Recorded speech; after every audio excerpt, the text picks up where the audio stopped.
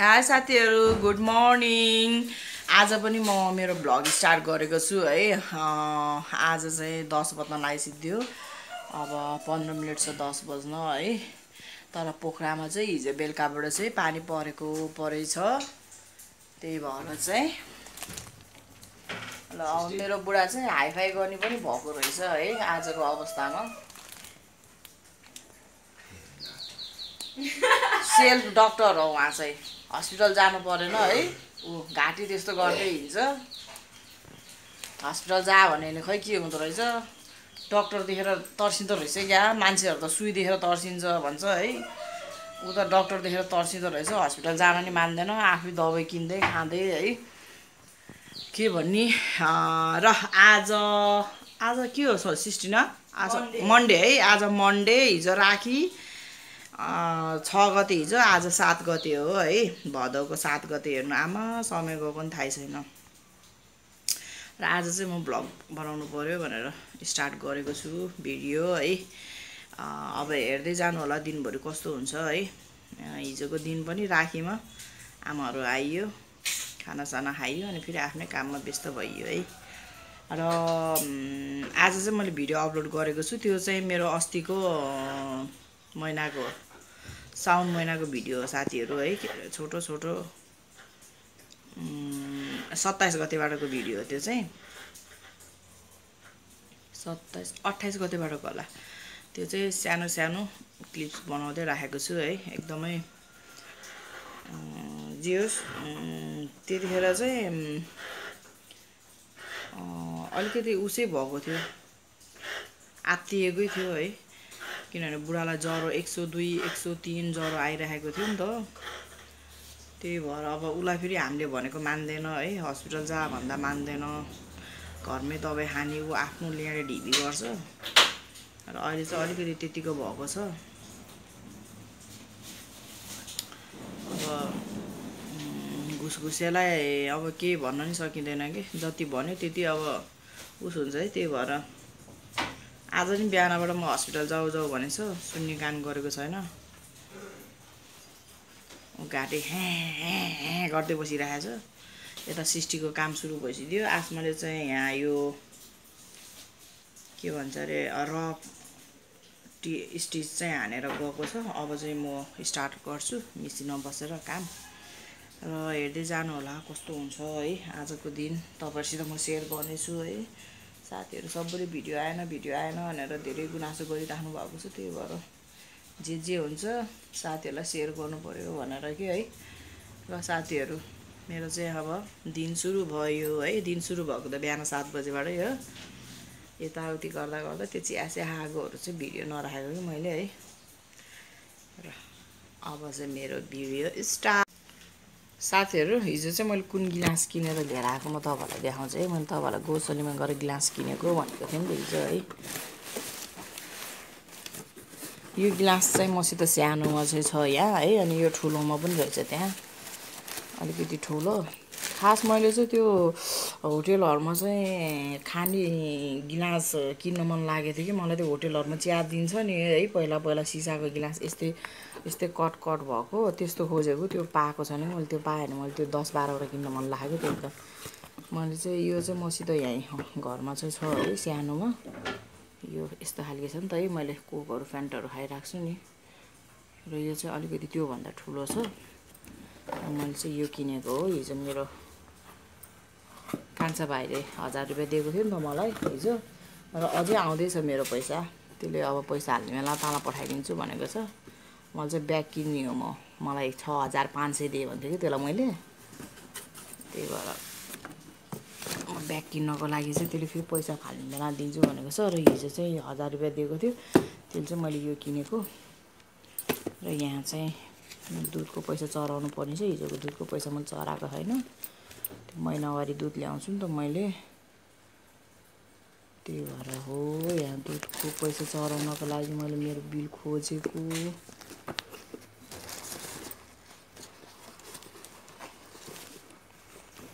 सिस्टिना मलाई उति पेन दिएन भए। त्यहाँ छ नि आसमाको। उहाँ छ पेन आसमाले उता राखेको छ। उता 11 बजेर 11 मिनट गयो साथीहरू। हामीहरू चाहिँ खाना खान लागेको है। भात, चिप्ले भेन्डी, तिते करेला, चिकन, राजमा र म है साथीहरू आजको खाना।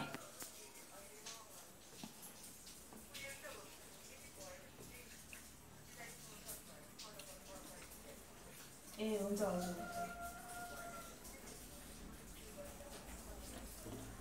हजुर हुन्छ।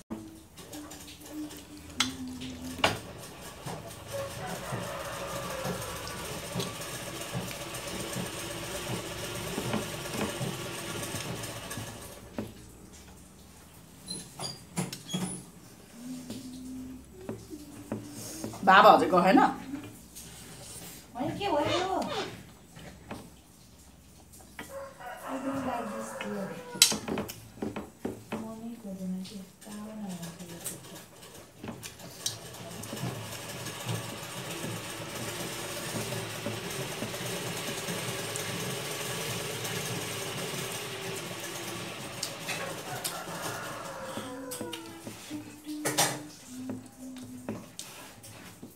तैँले बच्चाबाट सिस्टम नखाने त्यति गरेर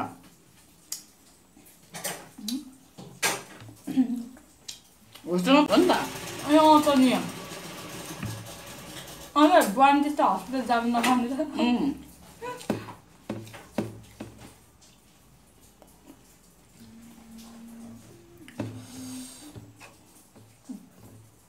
अन्त टाइफाइड भयो थियो गाडी चलाउने बेला गर्मी होस्टेल जाँदा टोपी लगाएर टोपी लगाएर ज्याकेट लगाएर अनि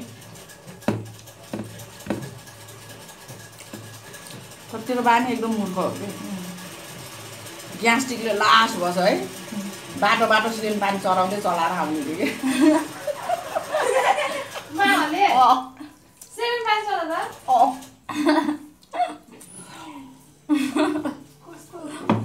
बाटो बाटो सिलिन्डर पानी चलाउँदै आउने थियो ग्यास्ट्रिक भएर कति भएर ग्यास्ट्रिकले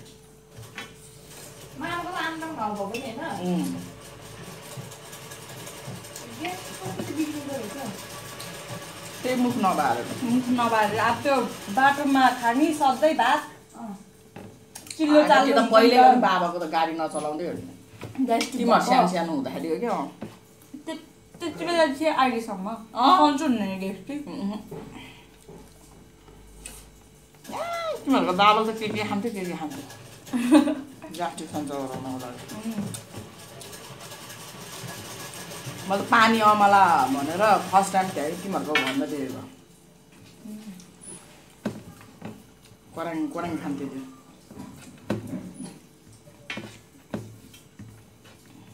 पहिल्यै बाटो हो कि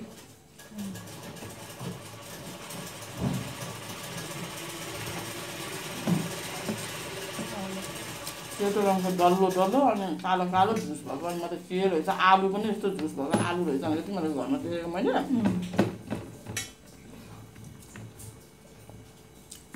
अनि यस्तो नङ्गारेको त अनि फेरि पानी निस्किन्छ अनि के रहेछ भने तिमीहरूको बाबासित सोधेको त पानी अमला भनेर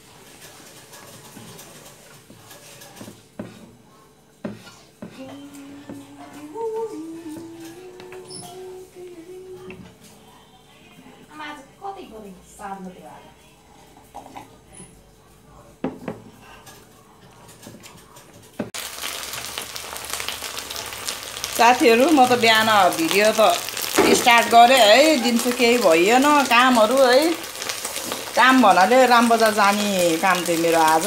त्यतातिर जाँदाखेरि भिडियो बनाउँछु भन्ने सोचेछु, तर गइएन, पानी ननिस्क परेको भएर।